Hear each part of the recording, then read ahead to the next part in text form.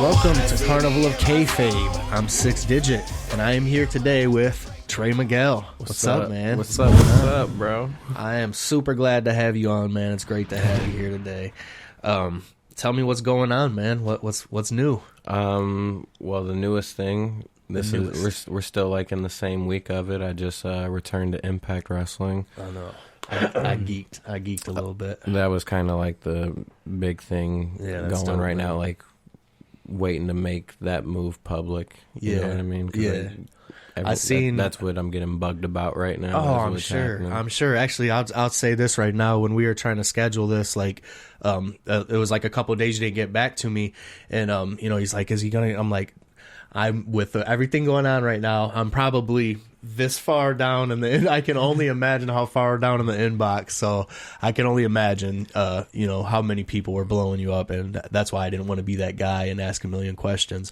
But since we're here now, let's ask the question, man. I see the other two rascals went to NXT. Mm-hmm. That's dope. Why didn't you go? Why not you? Why didn't you go to NXT? I think that's a big question on everybody's mind.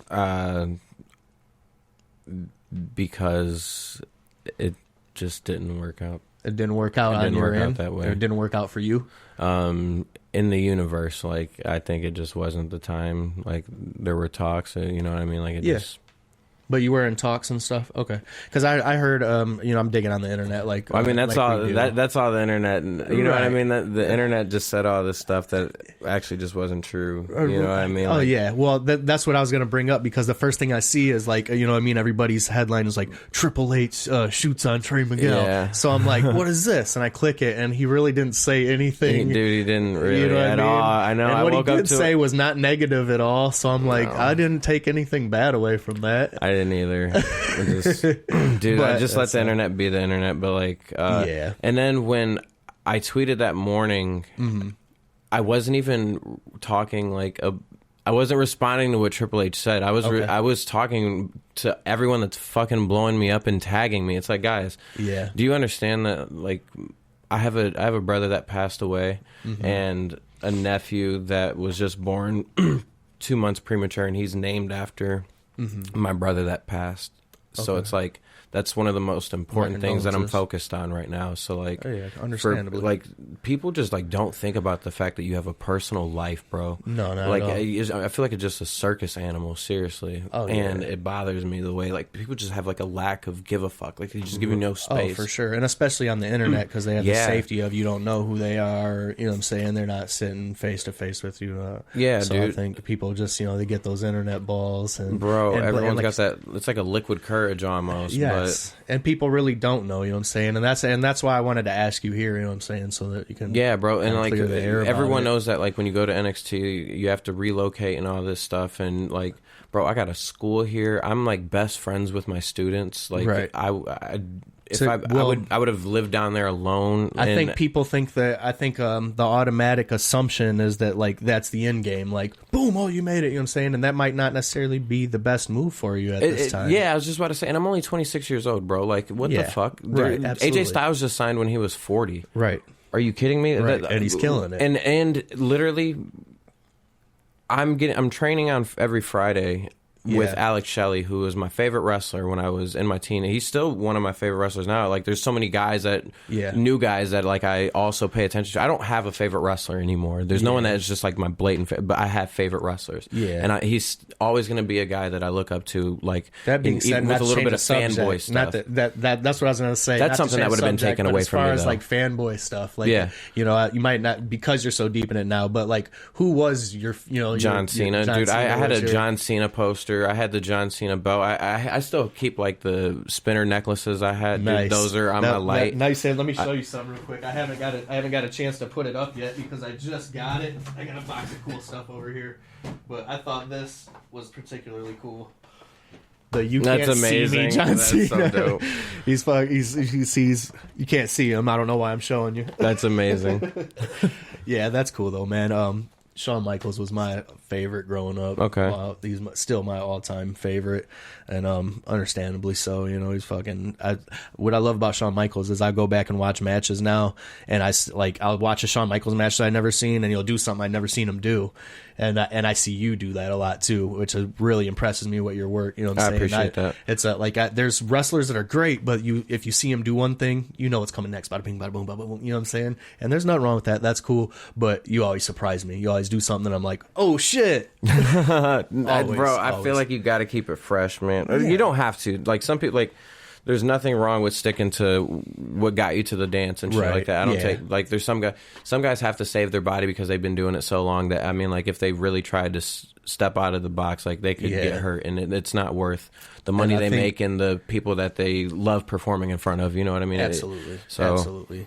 And I think to a certain degree, you know, like you probably notice shit more because you do it. I notice shit more because I'm a little bit older now. But like when I was a kid, I didn't realize that Hulk Hogan was just having the same match over and over and over again. You know what I mean? I was like this many years old. I like popped in a DVD and I get to like the third match and I'm like, this is just I can call his match. I know exactly what's about to happen. But like you said, if it works for him, you know, why fucking change it? You know, there ain't nothing wrong with it. But my point was, man, that, you know, is that I'm always impressed with your work in the ring. I think you work hard, and like, when people were, you know, doing the internet talk, you know, like, oh, why didn't he make it? And you know, that people were saying, well, you know, maybe he just didn't work hard enough or whatever. And I'm like, bullshit, man, because I see the work that you do. You know, you're at the school, you're helping other guys, and you know, every waking moment I see you online doing something to further what you're doing. So that argument was dead in the water. I appreciate that. So that's why bro. I had to ask the question, because I knew there had to be more reasons. Yeah. And honestly, I think you will make it all the way there one day. And I mean, like, all in all, dude, and no one should take this as a fucking knock or try to twist my words or say I'm trying to like throw my brothers under the bus. I don't want to leave a court till I win a fucking championship. Yeah. That's you feel me? Like I had nothing on my resume leaving Impact anyway, so it's like, okay, like we got an Impact guy, and I didn't do shit. I was always, they were going to separate me anyway, I assume. You know what I mean? Right. Like I don't know. Who knows if it would have been a thing.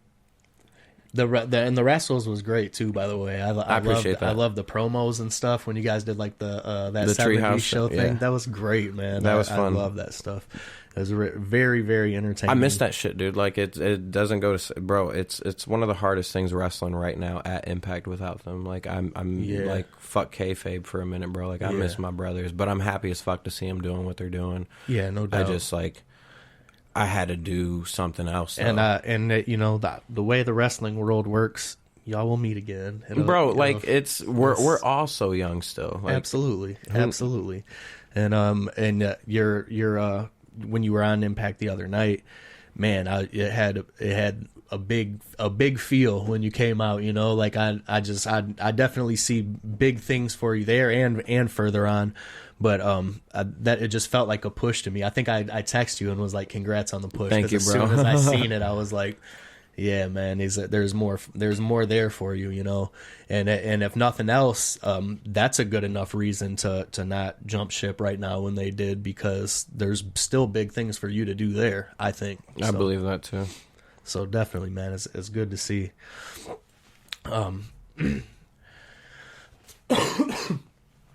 So. You're from around here. Yeah. Right down the block. That's great, man. I was actually when we met and I found out that you were already hip to me and knew about my shit. That's I kind of marked out a little bit about that. One of my homies, one of the dudes that took care of me for a minute, he also made music. Oliver Twisted. Okay. If you're familiar with that guy. Yeah, I remember him. I met him through one of my best friends, one of my brothers, Chris Rollison, and like at the time, I didn't like.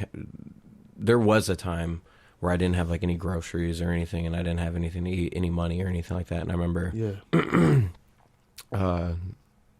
dude asked me like his mom took like if you were over there, you were family. You know what I mean? Like no one went over there that wasn't tight knitted. So.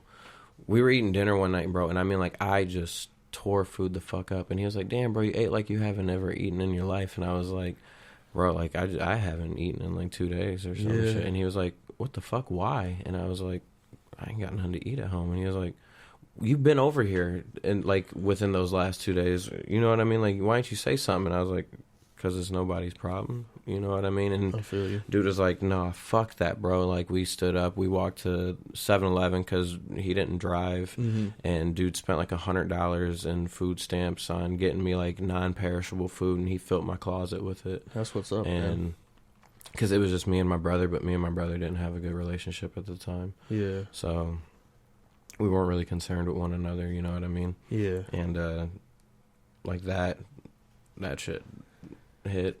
But he was the dude that introduced me to, like, he showed me Life Away, and I was like, this is the hardest shit I've ever seen in my life, dude. And I was only 6, and I was 16. Yeah. No, I was 15. Okay. And then dude, that was like an everyday song. I had once that I got was my a big song, man. I got my first car, bro. When I got my first car, like that was the bumper in the car, bro. Like that's what's so crazy about it. It's so nuts. That's awesome. That's awesome. And what's even more awesome is that you reached out to me to do some entrance music for you. I heard the one that you did for RPW, and I was like, I mean, I didn't expect less, you know what I mean? But I didn't know what to expect either, and I was like, yeah. Well, you'll be happy to know I got something for you, man. And it's on the same lane as that. It's some hard shit, but I'll pitch it to you when we're off the air or whatever, and let you hear what I got and stuff. But I will let you know that I set up the hook to where the crowd can participate. You know what I'm saying? So it's like, who they want? Trey. You know what I mean? Because I mean, wrestling fans love to chant, so I figured I'd slip that in there, and then you know what I mean, and then it sticks in their brain. Trey, 3 times, Trey. Hey, that's fire. So yeah, I think you'll like it, man. But it's in the same lane. And actually, what's funny is I met the dude Oliver Twist you were talking about. I met him through Donnie Knotts, who does most of my production. Okay, and he was working with him at the time. They lived around the corner from each other, He did the beat, so and Donnie Knotts did the beat, so he did the RPW beat as well, so and played guitar on it. So that's tight. Yeah, I'm excited about it, man. That's I was glad that you reached out to me to do that. And rap's kind of winding down for me a bit. You know what I'm saying? I'm getting kind of old and gray, and nobody wants to hear a guy like me rapping about the streets and shit. But I'm still good at it, so I still do it. It's still a thing. I appreciate it, bro. I really appreciate it, and that's like absolutely. I think it's super cool for me too, because it's like one of those full circle kind of things. You know what I mean? Like you were the dude I was bumping when I got my first whip, and you know what I mean. And you're a big wrestling fan, and now we get to do this together, and that's awesome because those are connections that we wouldn't have probably even made back then. You know what I'm saying? Like who would have even known that we'd be here now? You know. And so, you know, it started out, you were a mark for me. Now I'm a mark for you. My dog. That's great, though, man. And it's great to see you doing good shit. And especially like you were mentioning earlier, I don't think to y'all out there. I mean, everybody goes through hardships, but we grew up in a particularly rough town. You know, they call us Little Detroit. Yeah. Like it's not. We all went through things like that, and to make it to the level that you made it, man, props. If nothing else ever happened, you already fucking made it, man. You know, you've already done some big shit. So thank you. So it's great, man. I'm happy for you, and it's always good to see you doing big stuff. We're gonna break for a moment, and we will be right back with Carnival of Kayfabe. If you're feeling the podcast and you're digging the Carnival of Kayfabe and you fuck with 6 Digit, buy me a coffee. Go over to buymeacoffee.com/fatsound and buy me a coffee. Welcome back to Carnival of Kayfabe. I'm 6 Digit, and I'm here with Trey Miguel, and we are talking about, you guessed it, wrestling. It's like 95% of the conversations I have anyway. Yeah. That's why I love having this, though, because that's always like 95% of my conversation. And I was like, you know what? And I talk it at people that don't care. You know, like my girlfriend, bless her heart, she'll watch wrestling with me, and she likes it, but she doesn't like it enough to want to talk about it. Yeah. And I'll be talking to her, and she'll be like, I'm like, yeah. So now I have an avenue to where I can just talk, and people actually want to hear about it. So that's what's great about it. But that's probably 95% of my conversations, and even other conversations. Like I circle just it like back tie to it, wrestling yeah, somehow. that's it. I don't mean to do it. I promise I don't mean to. I understand that completely. It's weird to me because it's something that I'm so passionate about. I've never done it.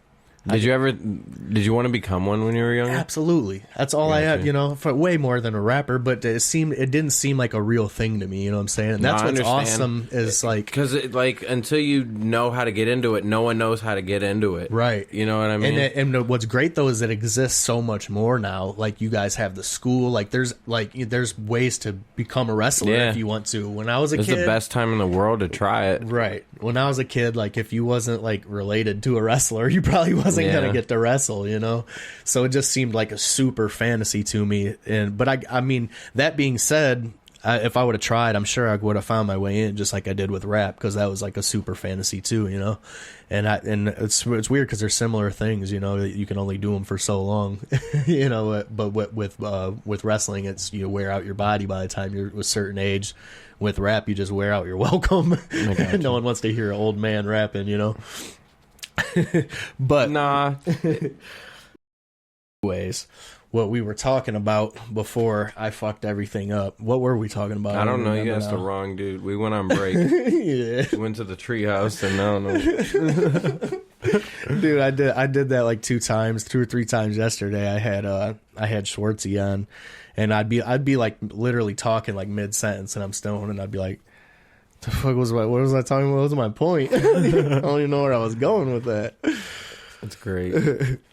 But yeah, I had Schwartzy on yesterday. Man, he's a cool dude. That was actually the first time I got to sit and chop it up with him. And yeah, he gave you a shout out on there yesterday too. No, that's tight. Yeah. Hell yeah. And he's friends with I met him through. He works for Chris. I met him through Chris, and I've actually known Chris, who does RPW, for quite some time. And yeah, you're doing what is it? Slamdemic? Yeah. I'll be doing Slamdemic. That's awesome.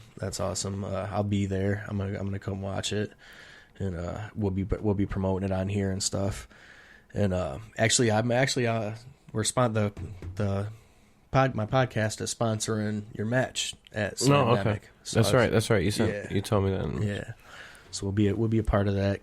Carnival of Kayfabe will be in effect at the RPW Slamdemic. It's February. I forget the date. He told me. I think it's the 6th. Or I think we're shooting the 6th and showing it on the 25th or something like that. Well, sure. I'll get the official dates when I figure that out. I've probably said 4 different dates on 4 different podcasts now. Just stay tuned, man. There'll be a link.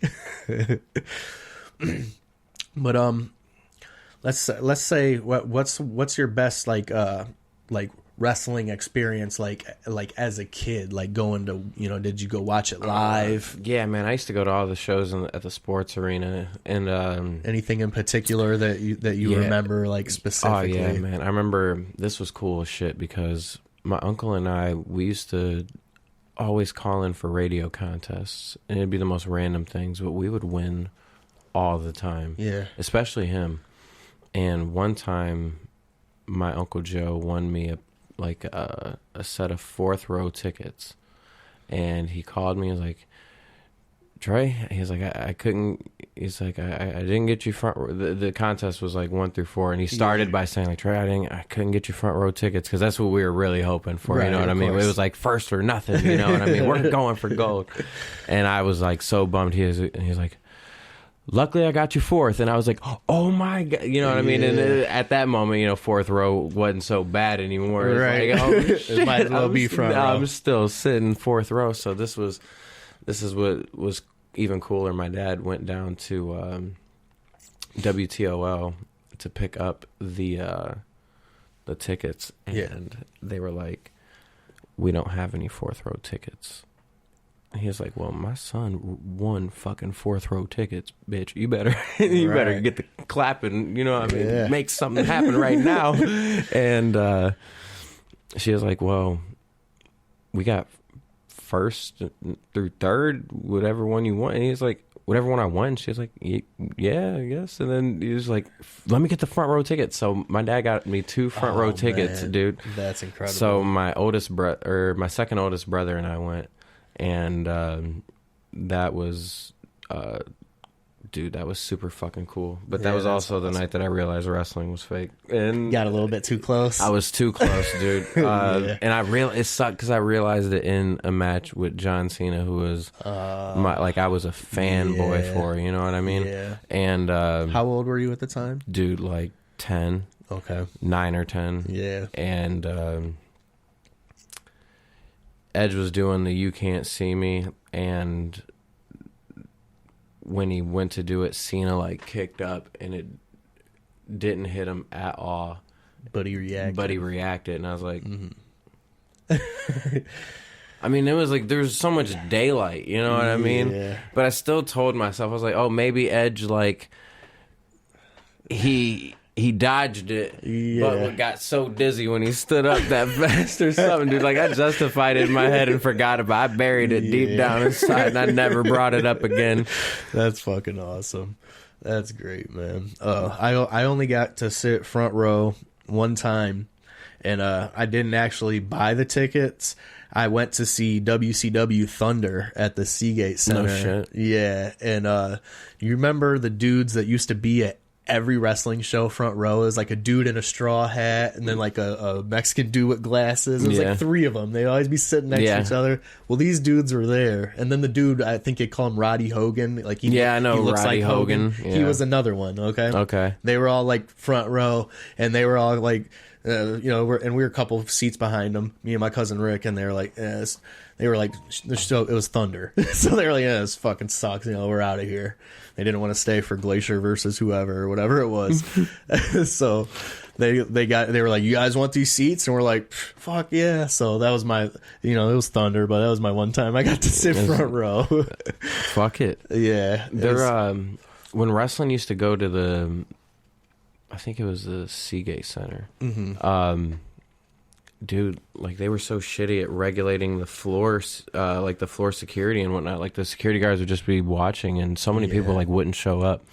So we would like wait for the first like 2 or 3 matches or some shit to be done, and then get down from the bleachers and go fill. WCW actually moved us down there once. Back in like '98, I want to say. I don't know. Were they just like, hey, we don't have enough people filling? Do you guys want to go sit closer? That's perfect, dude. That's awesome. We were so pumped as we got down there, got good seats. I was like, yes. It might have been the same night. I don't remember. This shit all blurs, but. Yeah, I think the coolest like live wrestling that I remember going to see was, I want to say it was like '98 or '99. Whenever the original ECW was like at the end of their shit, they came and played the Seagate Center, and it was like the Dudley Boys and Tommy Dreamer and Sandman. The original ECW cast was in the house. Fucking New Jack, like, it was awesome, man. I'm sorry if I scratch my head a lot, dude. My fucking I have to like put this stuff on my head every day, and it dries my scalp out like a bitch, dude. It sucks so much. What do you got to put on your head? It's minoxidil, because my hair started like thinning out because I dyed it again like a dumbass just a couple weeks ago, but I dyed it for the first time and like fried my shit. So I had to I figured out what I had to do, and it worked.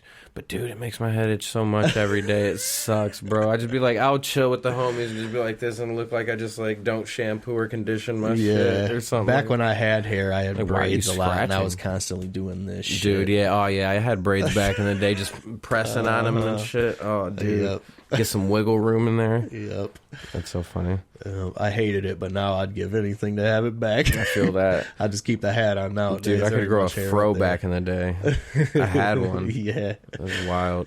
But nah, so like even that night that I sat front row, Cena, like, he won, he retained the belt, and he went around and shook everyone's hands and stuff. So I got to shake Cena's hand, dude, and I about died. Yeah, that was dope. Though. That made up for you completely. Yeah, bro, nothing mattered anymore. I was like, I just shook hands with John Cena, dude. Yeah, and that was dope. I remember one time, they had a super early show. It was like a noon show, and it was at the sports arena. And so we got out at like 3:00 in the afternoon or some shit like that. And everyone's waiting in the back for the wrestlers to come out.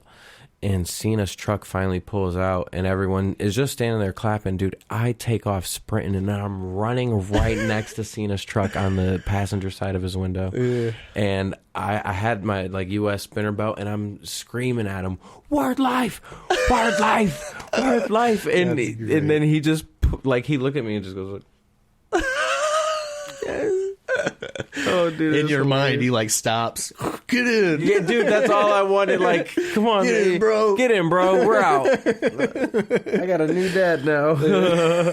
It's weird how we think like that when we're kids, man. But I mean, that's great. That's what makes it so fucking magic, And that's why it's still magic to me now, Like I still geek about wrestling, and like when I had Schwartzy on, I was talking to him about it and telling him like, I've fucking toured with like Insane Clown Posse, Twisted, Trey the Truth, like people that are, and I didn't fanboy ever once. It's just like, hey, what's up, whatever. I mean? I spent like 30 days on the road with these guys. You put me in a room with wrestlers, and I'm like, I'm turning a fucking fanboy, Just man. Find a way to make conversation no matter what. Yeah. It's so funny. Yeah.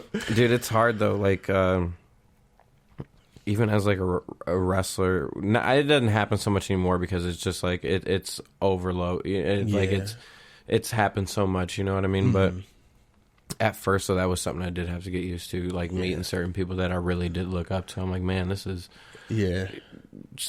some people take it as like disrespectful and shit like that to like even approach people. You know what I mean? It's like I still want to get an experience out of this. I watched them as a kid, dude. I don't give a fuck. Fuck it. Absolutely, shoot your shot, bro. And I mean, and if they really get offended by that, then they're an asshole anyway. Because I mean, that's why that's who we do entertainment for in the first place, is for the fans. You know what I mean? So, and if to me, it would be more offensive if you were in the locker room and didn't give a fuck about any of these guys. You know what I mean? To me, that seems more offensive, but.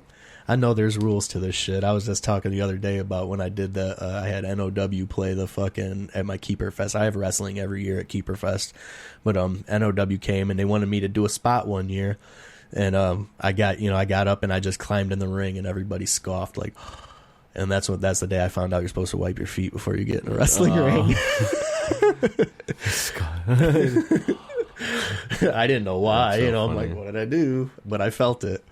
But yeah, dude, there's so many people that don't abide by that. Yeah, I mean, like, watch wrestling on TV. No one wipes their fucking feet. Yeah, I think like Dreamer does, and that's it. Yeah, or some shit. I don't, you know what I mean? Certain guys like that, anyway. Yeah, like true veterans, but like other than that, dude, like no one.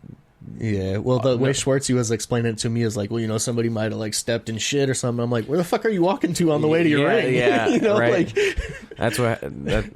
What did you possibly step in from the locker room to here? Inside wrestling, indoors. Yeah, well, that true.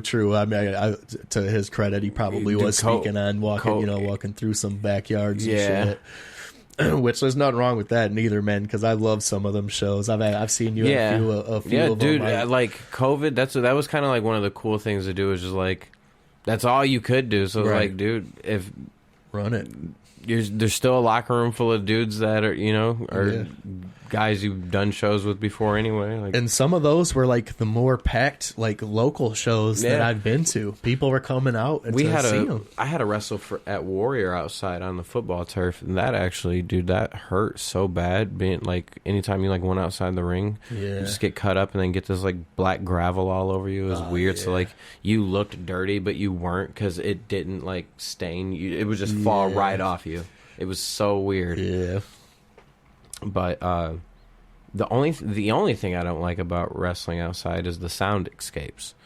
You know what I mean? So like no matter what the reaction is, it doesn't sound as good as it would being indoors because there's no echo to it. All the sound just goes up and it goes nowhere. Yeah. So it doesn't bounce back and. What do you think about wrestling with no crowd with the pandemic shit? I hate it, bro. I can't tell you how much like. It's so weird because like, is it harder to like get into it when you're doing it, or do you just kind of? No, it's not harder to get into it. It's just missing something. Yeah, it's a live sport, man. You feed off the you know what I mean, and the energy. Not like just I the love noise, wrestling enough to like I have enough fun going out there and doing it. You know what I mean? I don't need the crowd. Like I just.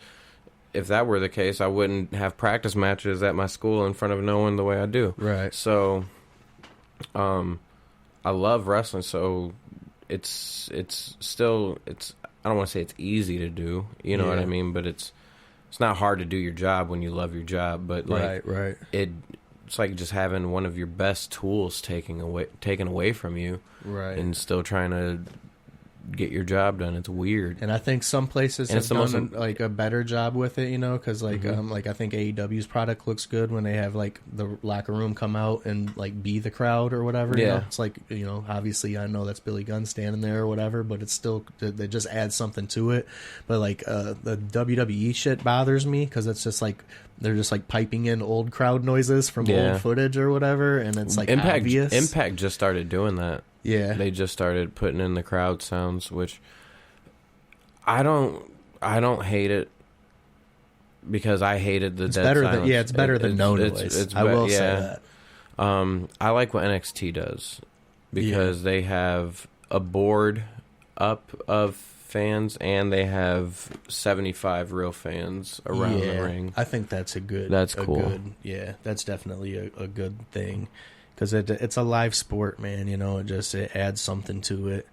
And I hated WrestleMania with no crowd. Like the Royal Rumble's tomorrow, and it's like I think the Royal Rumble's my absolute favorite. Same, so it's same, always has been, and I'm not excited about it because, like, the best part of the Rumble is, it goes, the buzzer goes off and the crowd goes, I'm really excited about the new merch. I need everybody to go over to fastsoundrecords.com/6digit. Right now we got the brand new Kayfabe t-shirts and we got the Carnival of Kayfabe t-shirts. It is. Fire. Go get them. But I mean, that's not to discredit anybody because nobody knows what the fuck's going on in this. We're all just trying to figure out what to do, how to do it. No one wanted this. This sucks. Right. This really sucks. It's terrible.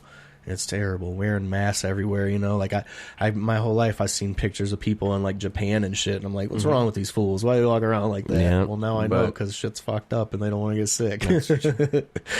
It's a different world, man. It's a different world, but I'm glad that wrestling has existed. Like it's almost as if it's thrived in this. Wrestling's like getting it's given it a new leg to stand on. If that's weird, like like we have to think more outside of the box, and people are creative, bro. I mean, like think about. And there's so many options now. You know what I'm saying? Like for a long time it was just like WWE or And you had to go look for other stuff, and it was out there, but it was just. But now there's like so many different shows on television. You know, there's Impact, there's WWE, there's AEW, all the things you can stream too. And I was just gonna say, last night I started streaming the GCWs, doing like a 24-hour thing. I was watching some of that last night, and I was highly into it. I was up to like 3:30 in the morning. I actually had to turn it off and go to bed because I knew I had to do this shit the morning. Dude, wrestling at that time is the worst. I think I've only wrestled at like I've done it at least twice. I was at like 3:30 a.m. and it was just like, bro. I go to the gathering of the Juggalos like as much as I possibly can, and they do that shit. There's always wrestling at like 3-4 in the morning. I've never been to a gathering. No, I always wanted to go. Let's go. As soon as they gather again, man, I'll take you. All right. I gather hard, bro. I've been going since the first gathering. I missed like 10 of them. For like 10 in a row, I didn't go. But then I started going again, and I've been like ever since. I love it. It's great. I mean, I'm not really into the ICP thing anymore. I was when I was a kid, big time. After I spent some time on the road with them, I'm not a huge fan of them anymore. but I'll always be a fan, you know. And I love, and they're a big reason that I like stayed in wrestling. I guess because I think you get to an age where it's not really cool to like it anymore. And I got to that age, but with my group of friends, it was still cool because they were ICP kids, and it's like the in thing with them. So I never really fell out of it. But. I did one JCW show before, though. I was going to ask you if you ever worked JCW. Mm-hmm. Do you remember anything about it? Who'd you work with? Dude, it was just a big-ass battle royal, but they like gave me a small spot to like highlight. Yeah. And then that was over at Headliners before. Okay. What is Headliners now? It's like nothing anymore, fucking right? Empty, it's like man. It was a strip club for a second. I was actually working there as a cook. Really? Yeah. And when I was working there, while the strippers are like on stage, the fucking roof blew off that place. Like just a big hole opened up in the roof. Like seriously? Yeah. Oh my god. So they shut it down. That place it's done for. There's no more Headliners. But I think I was actually at that show that you're talking about, the JCW show at Headliners. Dude, that show. It was. I remember getting there. I was like, "This is dope as fuck." And then when I found out like what we had to do to like make our entrance, I was like, "This fucking sucks." Yeah. We had to like walk out walk around the building, and then like walk back in. It was freezing outside too, and I was just like, dude, I wear these little skimpy ass things, dude. What the hell? One thing I remember about that JCW show was Violent J was real fat at the time, and they like he came out and they like put the steps to where he could like sit and like slide up into the ring. No shit, that's amazing. But to his credit, since then I've seen him do a moonsault off the fucking top ropes. Dude, I got headbutted in the nuts that night because like I went to do this crossbody and everyone caught me. And then they threw me outside of the ring, and I landed like with my back against the guardrail. And then the next dude that got thrown out, landed with his back to me and like tripped and just backwards headbutted me right in the junk, dude. That fucking sucked. That really it sucked. Must have. You still remember that shit now? Yeah, bro. This event we're talking about was a few years ago. It was a while ago, like 5 or 6, something like that. Yeah. Yeah, I always enjoy JCW though, man. It's always cool. It's a very fan interactive environment. But I've been to quite a few other events, mostly at the Gathering, and like I was saying, when it's like 3-4 in the morning, like I seen Jeff Hardy wrestle at the Gathering actually. And not to talk shit about Jeff Hardy, but this dude was on something, man. Oh, dude. Is that where he, like, broke a bunch of shit? Like, yes, and he wrestled with the table. He wrestled with the table, yeah, and like, I'm not joking when I say, okay, we camped on the hill, okay? Like, here's the wrestling ring. I've heard all about this thing, dude. It's so... It was sad, man. Yeah. But and I guess he's doing good now. So like I said, not to talk shit about Jeff Hardy, but I was very concerned for him this night, and I was happy that he was there. You know, like fucking Jeff Hardy's here. You know, at the Gathering, I was pumped. This is gonna be great. And he came out, and first he slipped on the top rope, like just straight fucking like slipped. But could have been Fago or something. It is the Gathering, so I don't know that. I didn't think nothing of that. But at the end of the show, he wrestled with a fucking table and like broke it and just kept wrestling with it. And this went on for like the better part of an hour, to the point where there was no fans left. Me and my buddies... Was he still out there? He was still out there in the ring. Just him and the table. The only people out there still was me, Donnie Knotts, and my buddy Pun. And we were all... And that's because we were camped right there. So we were just like sitting there chilling, hanging out still, just kind of laughing. Like, what the fuck is he doing? Yeah, exactly. We're like, what the fuck is he doing? It was blowing my mind. And I know he said later, he was like, oh, that was like I was just like making tribute to Sabu or something. Like he made some excuse that he was just like honoring Sabu. And I'm like, I mean, I guess I never seen Sabu wrestle the table for a half hour straight, but but yeah, it was concerning, man. It was but to his credit, that can happen to anyone at the Gathering, because it's fucking mayhem. If you're gonna get out of your mind anywhere, that's the place to do it. I tend to only do it once a year, and that's where I do it at, because it's 5 days of just fucking lawlessness, man, and just mayhem. And you know, something like wrestling can be 5 days. It's 5 days. 5 days long. It's literally 5 days. It's longer than the weekend. Yeah. What the fuck? What day do you start? Do you start? It starts fucking Wednesday? It starts. Well, this is the thing. It's technically Thursday, Friday, Saturday, Sunday, and then everybody goes home Monday morning. Okay. But they're juggalos, so they show up and parking lot party a day ahead of time. So there's a whole nother day there, and then it's hard to get them to leave too. How do you afford the amount of whatever you're gonna? I mean, they're juggalos, man. They just like I was on the way there one year, and I went to jail with some weed and missed the whole first day. So I showed up the second day, and when I show up the second day, I realized that not only did all my shit get ruined, but I didn't have most of my shit, and all my food and supplies and stuff for the week, the police dog had ruined, like rifled through my shit. So I went out there without nothing, and the juggalos looked out, man. They fed me and gave me fucking beers and whatever, you know, and took care of me the whole time. And they will. Juggalos are like that. Every year there's literally people up there like, I don't got no money, I want to come, and people will pitch in and get them a ticket. No shit, that's dope. I'm sorry my watch keeps going off, dude. I just got this before I got here, and I don't know how to use it yet. So I don't know how to Apple Watch. Yeah, I don't know how to turn the sound off. I had one for a short period of time, and I know nothing about it, but I just know pretty cool. I had to get one to keep my heart rate. So yeah, I don't know. It's very useful. Ding. It's got a lot of cool shit on it, man. It'll turn into like your phone. You'll start playing games on it and shit. there's more than you can think of. Fucking see it do anything. Fuck, I forgot what he said the password was to this. He tells me every day and I still forget. It's funny because literally the same thing happens in the Schwartzy episode and I'm sitting here like, what's the password? Oh well, we don't need it anyways. I'll call him when we need to stop. Anyways, what was I talking about? I was talking about something. Wrestling. That's what I was talking about.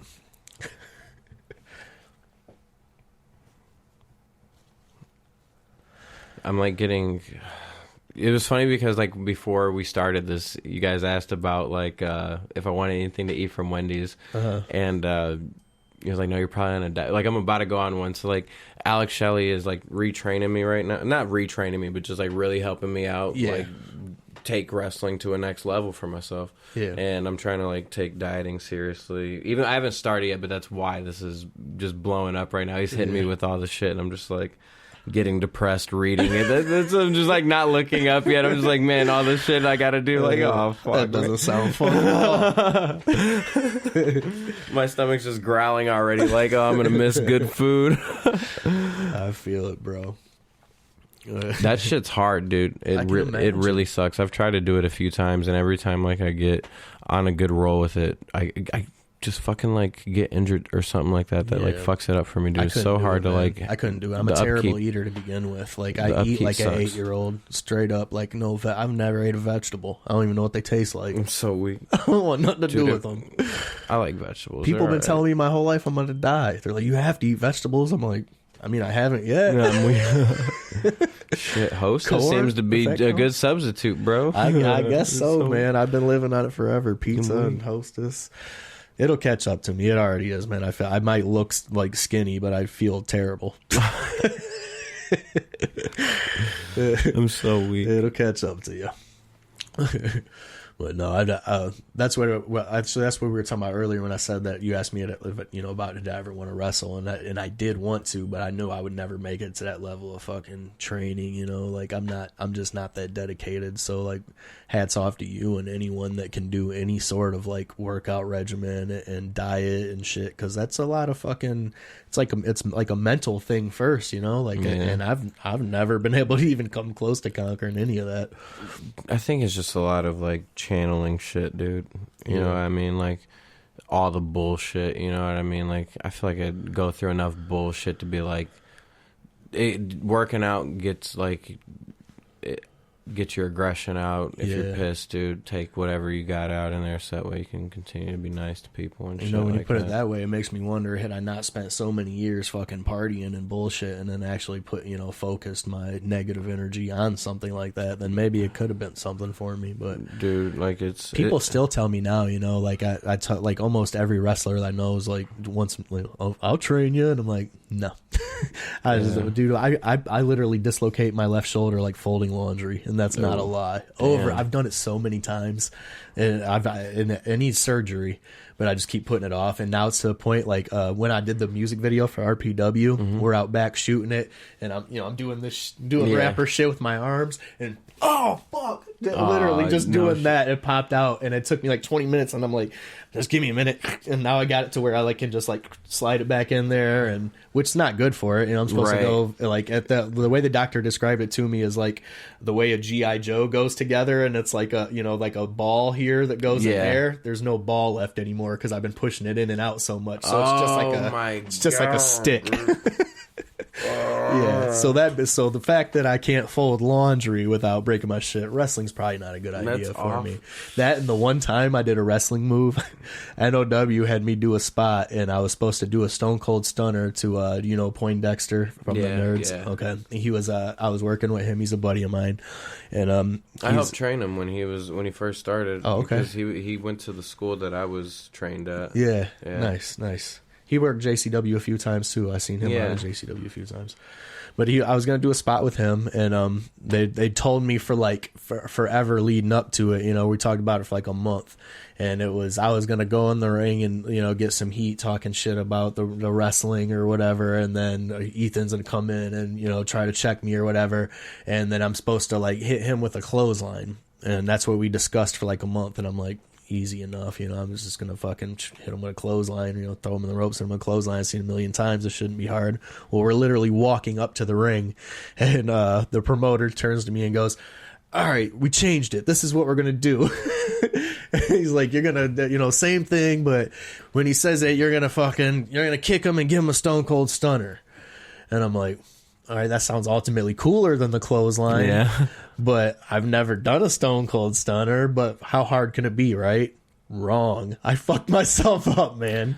I kick him, he bends down for me, I give him the stunner, and I went, instead of into a sitting position like I should have, I kind of went out almost diamond cutter and landed all the way wrong right here so hard, and that I wanted to cry. It hurt so bad, but I just kept doing a thing and play, and he sold it like $1 million and made me look great. But as soon as I left the ring, I go back, I tell my girlfriend, I'm like, I landed right on my back. I think I fucked my shit up. Is there a big bruise? And she's looking. She's like, no, it looks fine. Oh, wait a minute. It's supposed to, and it wasn't where I thought it was. It was on the side. I had a bruise my back, my ass, all the way down to my leg. Damn, just one dude. Big yellow, purple bruise. I just hit all the way, probably the worst possible way I could have landed. That's how I landed. But to my credit, I have zero wrestling training ever. Yeah. Had never even tried this move. Maybe on my little brother, maybe on my brother when we were little, 9 years old or something.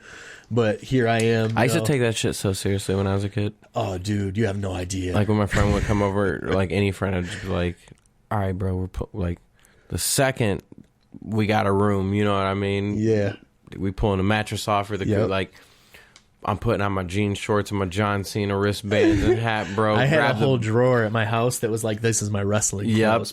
Yep. And it was Dr. Scrubs and stuff. I'd put it on I'm Dr. Death. And I'd put on the scrubs and my little sister's little doctor bag thing and come out to the ring. Hell yeah. Oh, man. It was an everyday thing when we was kids. But it was funny because we were shooting on each other. Yeah.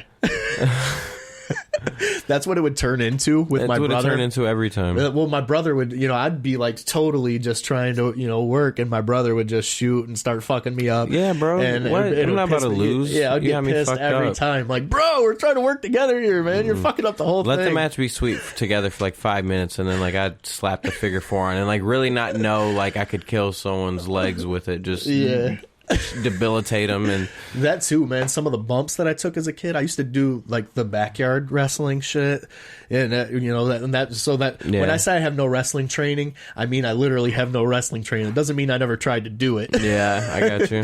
No, but we would do the backyard wrestling shit, and I thought I was the man, and I would do some crazy shit. I jumped off the fucking garage roof and onto someone through a table. That's ridiculous. Why would I do that? That's fucking stupid. It's amazing. And the worst part about it is we weren't even videotaping this shit. There's no one watching. It's just us. That's the best thing I've ever heard officially, just because that. I think that's literally, if anyone ever asked me why'd you get into wrestling, is for two things: to just do an entrance and watch a video of me wrestling. So yeah. Yeah, in my YouTube history, there's no one else. It's just me. Why the fuck would I watch anyone else wrestle? I could do that. I could turn on TV. I've been doing that my whole life, was watching everyone else get to have the fun I want to have. Right. If someone's recording it, I want to watch me have the fun. That makes no fucking sense. That's great to hear you say it, because I always hear that about rap too. You know what I mean? People you listen to your own music, bitch? Yeah. What the fuck? Of Absolutely, course I do. I'm my favorite rapper. What do you mean? If I wasn't, I wouldn't do it. Dude, Childish Gambino said one of the funniest jokes I think I ever heard. He was just because what if your career was working at Subway and you come home and you make a sandwich, and so getting a little conceited, aren't we? What the fuck? It's just what I do, bro. Right. Yeah, that's it's not even the same thing. Well, I'm hungry. Right. Just so happens that I'm particularly good at making sandwiches. But yeah, I watch the shit out of my matches. That, and I can't learn anything from watching someone else. I mean, I can see something and take from it, but like I'm not gonna evolve from watching someone else. I'm gonna do that from watching myself do something wrong or watch my own misstep or something like that. And do you find any? Yeah, all the time, dude. I'm my own worst critic. I hate like I said that like I enjoyed it though. Like, I didn't say I enjoy watching myself. I'm the only one I watch it. I don't like it though. You watch sitting there just like just quit, bro. Let's see, I'm the opposite with my rap. I'm my favorite rapper, you know. That's why I listen to myself probably more than anything else. There are some things that I do that I'm like a real big fan of though. Like I'm not even gonna lie about that. And it's got to be something I've never seen someone do. Like I'm only like that big of a fan of myself when I feel like I came up with something. Like, you know what I mean? Like when the Power Slide Destroyer happened or something. Like, you know what I mean? Absolutely. Like I was so proud. I was really proud of that. For sure. Everyone wanted to shit on Canadian destroyers. And it was like, oh, it's just another Canadian destroyer. I was like, yeah, but I found one and made it my own in a world where you can't be original anymore. Like. Yeah, where I found a way to go into it that no one's where done everything's yet. supposed been done. You're doing something that hasn't been done, and that's awesome. That's really the only time I see a lot of that in your matches. So you should be proud of all your work in the ring, straight up. Because thank you, bro. You're real good in the ring, and I think you got like I said, you've already done so much to be proud of. You know, like you've already fucking made it in wrestling, but you're gonna make it a lot farther, man. That's a guarantee because you're out wrestling a lot of dudes that are doing it. As long as COVID doesn't ruin the world any more than it already has. Dude, I don't think it can ruin wrestling, man, because wrestling, like I said, is thriving. Dude, that man. was one of the like hardest things. Like wrestling has never had like an off week. Yeah. Since it's like been a thing, like there's never been a week where there's no wrestling on TV. So like when COVID struck, it was like we got a week to figure. Like anyone that was doing live TV had a week to figure that shit out. Right. That's nuts. That's why I said I give credit to even like Impact had weird. Impact had a good little because we pre-record everything, so we had like a month and a half to figure that out. Yeah, and that was I think the good thing too. I think COVID benefited Impact more than it benefited any other because television. of the pre-recording. Because of the pre-recording, and because a lot of people don't watch Impact because of the presentation of it, and like we don't have the big ass Huntington Center venues and the bigger crazy light fixtures and shit like that. Our wrestling is dope, and we have really good TV. Absolutely. And when COVID happened, the other companies were forced to take away those bells and whistles because there's no one there. Yeah. So now everything looks the same. Yeah. And all you can really like kind of brought them down to a level playing field. Yeah, and all you could do is base it on who had like better content to watch. Yeah. Without any of the like this. I'd agree with that 100%. The spectacle of it has been the the plus side to the COVID thing is that it has put everybody on the same level playing field. Yeah. And everybody kind of had to figure out how do we do this from here. Mm-hmm. And and that let Impact shine a little bit. Absolutely. And Impact to me, what I like about Impact is that there is so much wrestling. You know what I'm saying? Obviously, you need storyline to move things along, but I hate when I turn on the TV and the first thing I see is a dude with a microphone. You know what I'm saying? Yeah, like, bro. It drives me nuts. Yeah. And I was talking about this with Schwartzy as well. You know, at the end of the day, wrestling fans are watching wrestling for wrestling, you know, and I like I said, obviously I love that's why I always lines. Gravitated to Impact, dude, because it's filled with like if we got 2 hours of wrestle, we got about 5 or 6 matches to watch. Then and let me ask you this: are you guys just free to just go out there and do your thing? There's no like cap on don't do this or whatever. We have agents and shit like that, but I mean everyone is able to do the stuff that they want to do, the stuff that they work hard to get over. You know what I mean? That's something I always wondered, you know, because I've often seen guys, you know, will wrestle on like say WWE or something, not to shit on their product all the time, but you know, they'll do stuff and I see them wrestle elsewhere. And somebody that I thought maybe wasn't even that great of a wrestler, and then I see them, I'm like, they can wrestle their ass off. Why aren't they doing anything on TV? No, we're pretty. We have like a pretty good open range for like self-creative control and stuff like that. Like That's if awesome. I want to change my look, I can pretty much change my look. Like I didn't when I came back. It was like a pretty different thing. I don't have to get my tattoos approved or hair color approved or That's awesome. my gear like. As long as it's like in the realm of my character, you know what I mean? Right. or I don't just do something that makes no sense. You know what I mean? Yeah. Like they would just be like, "The fuck is this?" Right. I'm good. So that's awesome. and I like having that freedom. That's awesome, and I think that shows through, especially like how you're saying how things are kind of stripped down now, and puts everybody in the same level playing field. It shows who's doing their own thing and who isn't. You know what I'm saying? Because when you give guys, you're going to be this guy and you're going to do this and you're going to wear this or whatever, you kind of lose passion for what you're doing, because it's like, how much of me is even left in this character? I feel that, yeah. You know what I mean? I think that's why WWE did thrive so much in the Attitude Era. It wasn't because it was hardcore wrestling and they were being cussing and themselves. stuff. It was because they had more control over who they were and what they got to do on TV. You know, not just their character, but also in the ring. You know, what their work and stuff. And I think that shows through, and especially now in the pandemic, you can see that, and it shows that everywhere has good wrestling. You know what I'm saying? Impact.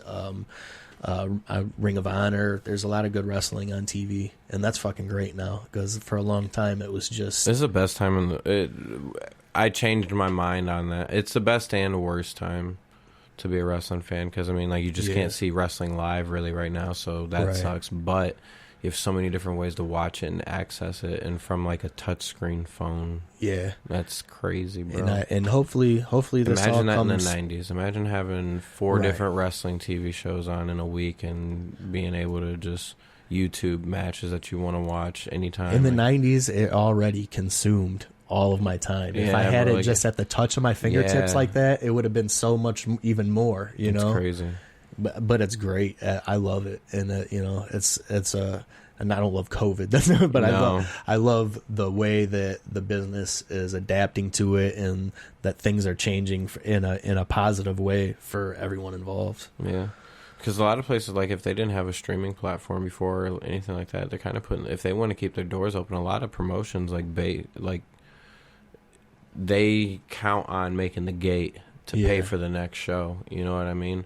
So without having fans, and they might not make it once COVID's up to even be able to run a show anymore. So now it's like, all right, if we can get those same fans to pay for the show online, and then we still film it, you know what I mean? And I think it's great for the product too, because people are able to focus. Here's one thing that I think a lot of smaller federations, fall victim to, is they don't focus on like the entrance and stuff. They got a shitty little karaoke sound system, and like that takes something away from the show. You know what I mean? And you gotta step up to have something to stream. You can't just have the production quality, the trash bag thing hanging in a doorway. Exactly. Yep. So which I miss those so much. Oh, those always made wrestling feel like you were doing the coolest shit ever, walking through a fucking trash bag. Get a curtain, motherfucker. Yeah, right. I'm sure that feels rewarding. Damn. You know, and I'm sure you feel confident that you're going to get paid at the end of the night when you see that trash bag set up. Oh my god, dude. It's like one of those like PVC pipe things with just like trash bags dubbed over it. Yeah. Like, And I get we all got to start somewhere, so not to knock anybody's stuff, but I think that is an advantage to this, is people are going to step up their production quality, because that's all you got right now. Yeah. You can't just put a couple asses in seats and pay everybody for the night. You gotta have something that people want to see. And that to me, that's half the fucking gig. You know what I mean? How many times you watch Undertaker come to the ring and it takes him way longer to get to the ring than he actually spends in the ring. Right. But you still love to see him, because there's something to that. You know what I'm saying? There's something to an entrance, and that's missing from smaller shows. So I think if you're running a small shows out there, step your shit up and fucking. And don't take much to get some nice speakers out there. I see shitty bands do it all the time. Just get some nice speakers and a nice little entranceway for them to walk out of, and I promise it'll step your show up. Fuck all that. If you ain't got $500,000 for a LED board for people to walk on, then don't run shows. That's it. Pyro. We want pyro. It's not true. That thing probably costs so much more. I wonder how much WWE spends on like those ramps that do like video and shit. Like, I would just imagine. Alone. Yeah. What? Dude, I know that like at Impact on the ramp, one of those like they have a few of them. They have like 6 bulbs in them. Yeah. Just one of those things is $10,000. Yeah. For sure. It's just fucking lights. Yeah. And they stay red. We don't use them for anything else. They never turn. Well, I think they turn other colors for people's entrances, but like, come on, nonetheless, $10,000. Yeah, that shit's expensive. That's man. wild. Shit's expensive. There was a point in time that I was putting money into my light show just for rap, and it was.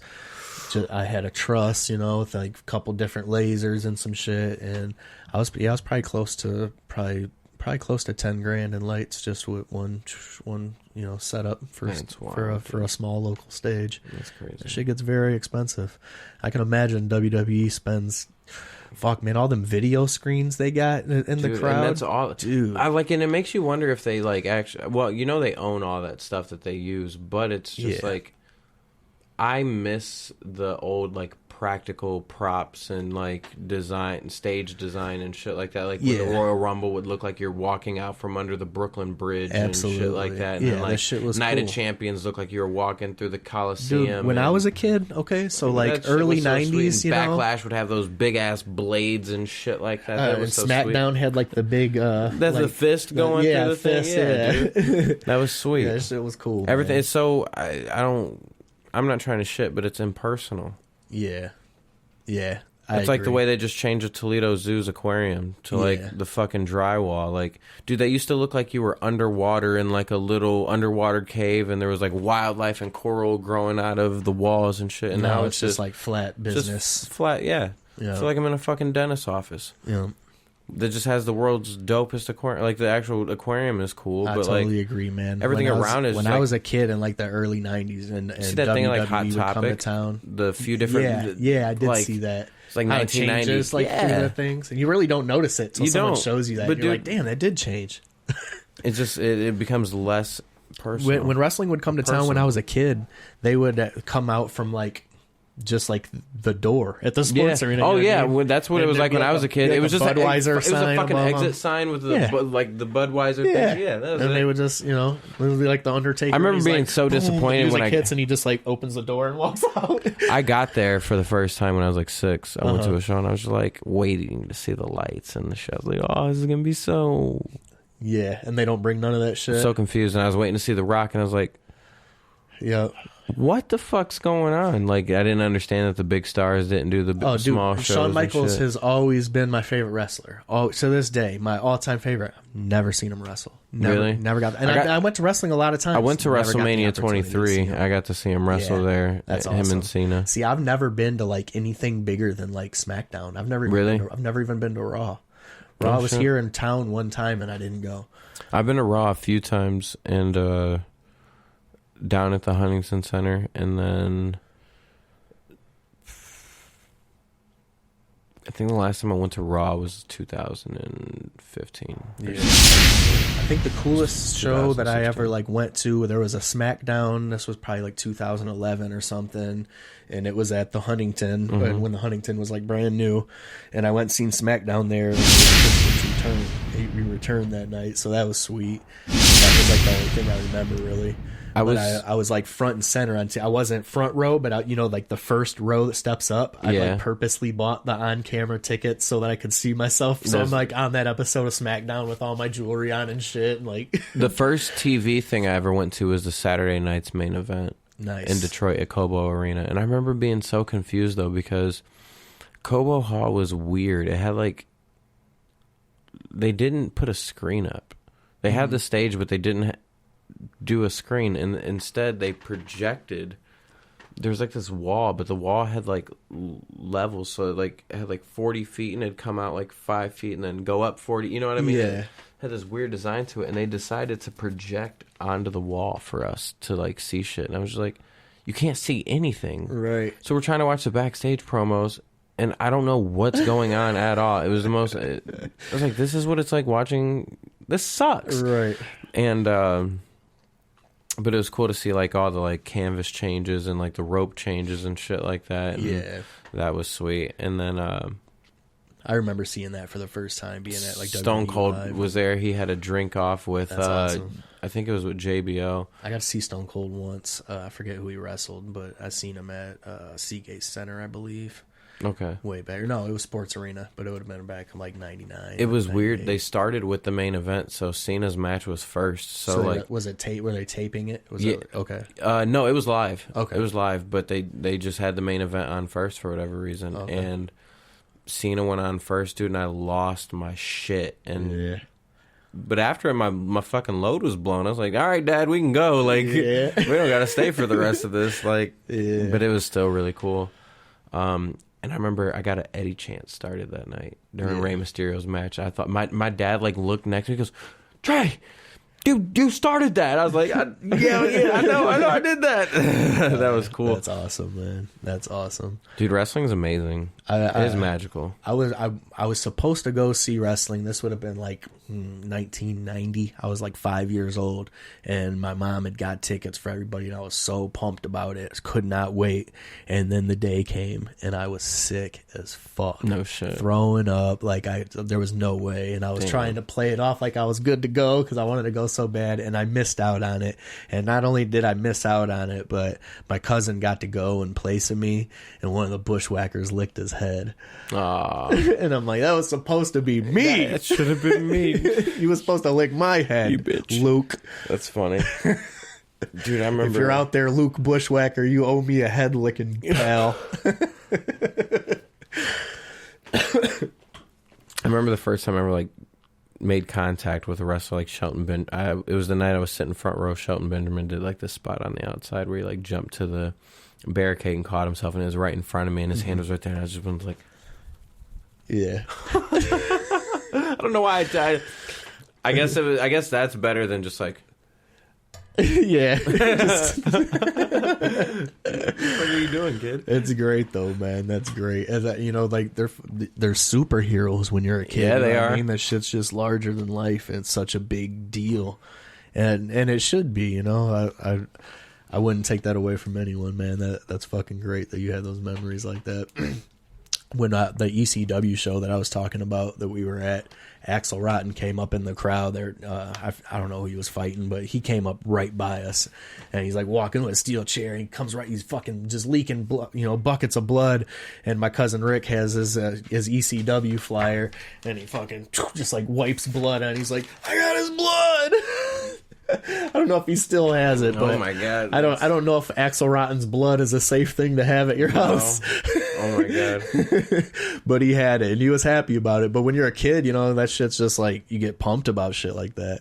There was a lot of cool shit that night, to ECW's credit, though, because I had, like we were saying, when it would, wrestling would come to town when you're a kid, it would be like, Undertaker versus Steve, Jones from down the street or whatever. Steve Blackman. Yeah, you would just get some, some nobody Steve shit. Blackman was the fucking man back then. I remember seeing him live. And he was a legit. I was only excited to see like 3 people that night. All right, so here's like another full circle thing. That night, the first night I ever got to see wrestling live.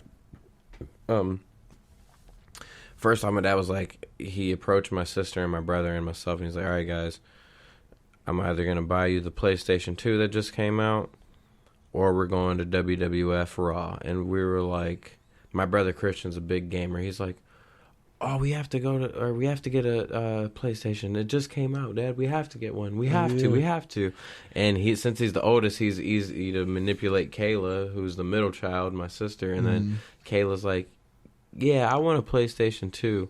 And I was just like, you bitches, you both are wrestling fans too. Like, what the fuck is wrong with you? Right. And then, but I'm the baby, dude, so I lose it. Like, I'm like, it's not fair, you know what I mean? I want to go see wrestling. Fuck a mother. I don't give a damn about a PlayStation, Dad. Like, this is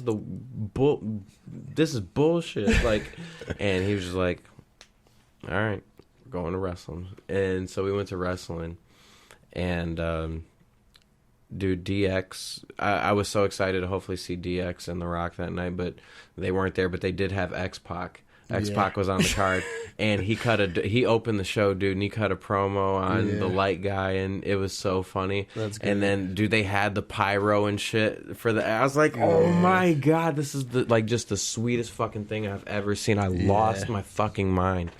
And then it was in one of the last matches Jericho was on, And after his match, he won, dude, and he picked a kid up out of the front row and put him on his shoulders in the middle of the ring. And I remember, like, crying, like, Dad, dude, like, why are we all the way back here? And why couldn't it be me? Why can't it be me?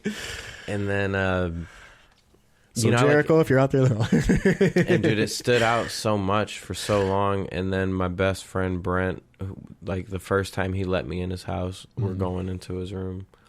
And there's a picture of a kid on Jericho's shoulders from, like, a distance. And I was like, what's this picture? And he was like, oh, it's a picture of me on Chris Jericho's shoulders from, like, 98 or 99 or some shit like that. And I was just like... It was you. I mean, bro, seeing red, I was just like, this is my moment.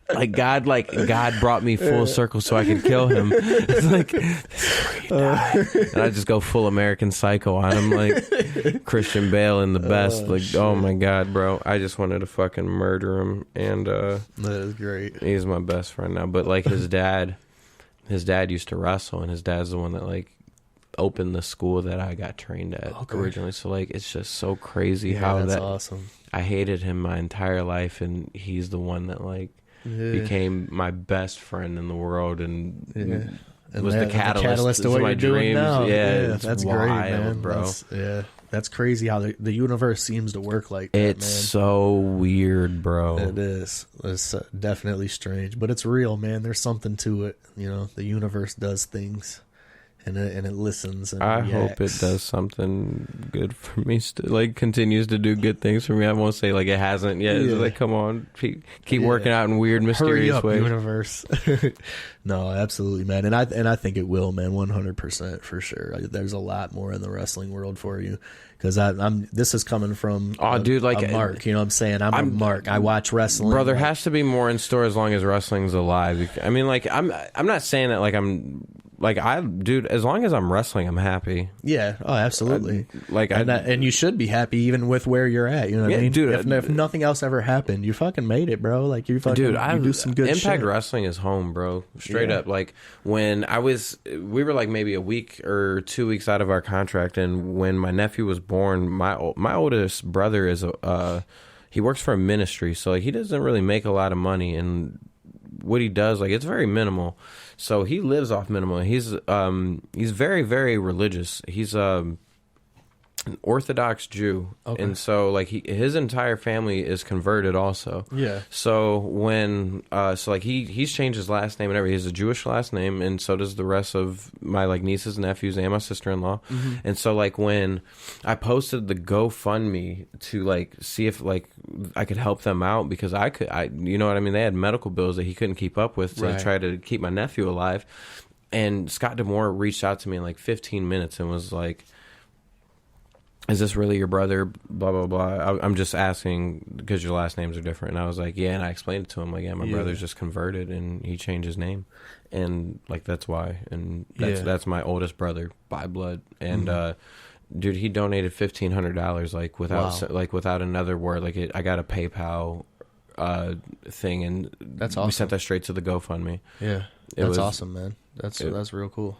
Dude, and that was after, like, we parted ways. You know what I mean? Like, that Impact is family, and my best friends in the world work there too. You know what I mean? Like Rich Swann and Chris Bay, and Tommy Dreamer's like a father figure to me now. D'Lo also. D'Lo Brown is the fucking man to kick it with. Scott D'Amore too, and, like, Don is like the cool uncle that you, like, never get to see, but he's always got some slick ass advice or some game to spit at you. You know what I'm saying? Like, he's like, what's up, kid? Walk with me. And it's like, you feel like you're doing something dope as fuck when you're walking with Don. Like, part of the mob, man. Like, bro, straight up. That's what it's like. It's so fucking dope. Like, we just have chill ass work days, bro. And then now we're working with AEW, and AEW comes in and shit like that. Like, that's cool too, man. I like that they're doing, like, the cross promotion. I think there needs to be more of that, bro. It's making wrestling more interesting than it's ever been. Absolutely. I agree 100%. And it's not going to harm anyone. It's going to help everyone. You know? And that's it.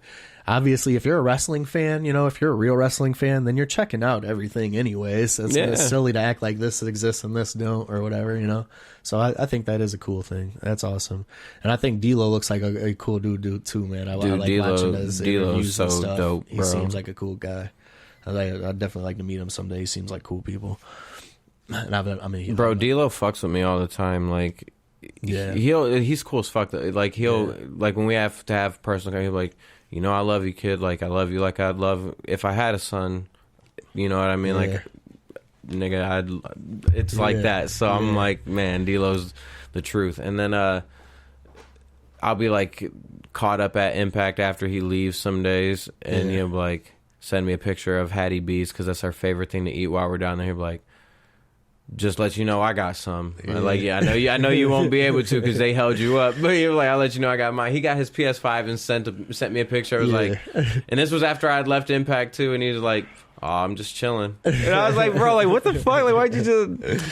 I sent him a picture. I was getting molded for my grills a couple years ago, and I just sent him a picture of, like, me with the mold in my mouth out of context. He was like, what happened? And I was like, I'm getting gold teeth, mate. And he was just like...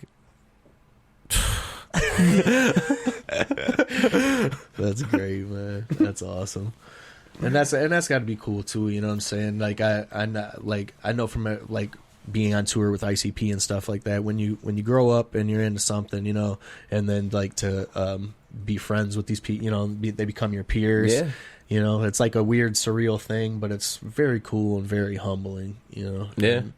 And it's definitely like, it was so funny, dude. We were doing this backstage, or like we had the storyline going at the beginning of the year where like Ace Austin was trying to bang my mom and shit, and we were going to like go further with it, like where apparently like my mom used to be a rat in the 80s and shit like that, and it's like she like sees everyone and like it's like, hey Tommy, it's so nice to meet you, and he like tries to turn away and he can't get away, and she's like, where you going? He's like, hey Shelby, you know, Shelly, real good to see you, like how's it been? And then she's like, oh, I'm doing good. And he's like, Trey seems to be doing well. Yeah. And she's like, yeah. And he goes, hey, I'm wondering, when was Trey born? Like everyone wants to know, so that way they can make sure that like it doesn't line up with when they hooked up with my mom. Dude. And so my mom was gonna go through like the entire locker room at Impact, just like looking like she has been in the game for a minute, and like just always sleeping with the boys. Which I mean, like it's a horrible thing to portray on TV, right? But it's hilarious. It's just funny, dude. Gold. It's I'm telling you right now. And it was only meant to be funny, dude. Yeah, like anyone, absolutely. if anyone chooses to get offended by shit like that, dude, I promise you, you're only choosing. Absolutely, you're choosing, bro. This must be your first day watching wrestling. Like, if you're offended, yeah, bro. Like, come on, that. Wrestling's done some of the most scandalous shit in the world. Yeah, but from punning babies to like, come on, a Triple H with like the dead hooker, dude. thing? Yeah, like, you know what I mean. Fuck? Come on, bro. That shit's weird still. But it was gonna land on D-Lo is gonna be my dad because like I'm half black and shit like that, so it was gonna be perfect. They're like, D-Lo would be the perfect one. You know what I mean? He's like one of the only black vets we got at the thing, and it was like, dude, oh my god, I wanted to do so much you could have did with that, you know, that would have just been hilarious, you know, bro. I just wanted to get a chest protector, like have D-Lo catch you doing some of, you know what I mean? Like I used to do that shit when I was a kid, bro. D-Lo was one of my favorites. That's what makes it so funny. Would be great. He's like, I'd fucking do boom, boom, and then like crack my neck doing that part. Yeah, that's great. I always enjoyed D-Lo, man. I always thought he was great in the ring, and he never got as much as he deserved neither. I thought he should have got more, you know, not that he wasn't on TV. I mean, he got plenty. I'm not saying that, but I mean, as far as like, you know, a solo push, I thought he was. I thought he was more valuable to WWE than they were. I can agree with that. I think 100%. A lot of the Nation of Domination was, though. You know, Farouk included. Come on, you got Ron Simmons, and that's what you're doing with him. You know, I feel that. I feel like they could have did more with them, but too late now. I feel that. But all right, break. All right, I think we're winding down anyways now. Probably anyways. We're at 1:40. Yeah, so we'll just call it a wrap, man. And I'm happy to have you here today. Thanks, man. bro. Hey, we can do a part 2. We could whenever you want, bro. I'm free. I'm right down the block. yeah, for sure, man. We'll do plenty more parts, and like I said, actually, I'll be at Slamdemic because I'm sponsoring a match and shit. And I know he's like doing the quarantine taping type deal, but he's gonna let me come watch, so I'll be around. Dope, hell yeah. And man, it's been great having you here today. Thank you so much, bro. This was dope. We had a little treehouse moment. Yeah. We'll record that next time and sell that on OnlyFans for you. Yeah. And catch us next time. Catch me next time on Carnival of Kayfabe, ringside with 6 Digit. It's been real, and see you soon.